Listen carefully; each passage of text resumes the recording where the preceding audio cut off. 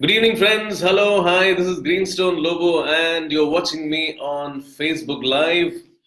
And I'm here to talk today about how is the year 2020 going to be for the Aquarius Ascendants. Okay, so Aquarius Ascendant people, how is it going to be for you? That's what we're going to talk today. And just to remind you that this is not exactly the zodiac sign on the basis that we're going to do, but we're going to be doing it on the basis of the ascendants.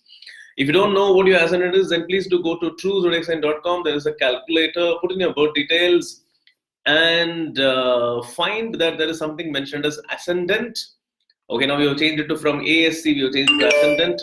So you'll find this ascendant and yep, you have it all. So the color of Aquarius is blue, is electric blue. So today I'm wearing some electric blue colors here. Okay.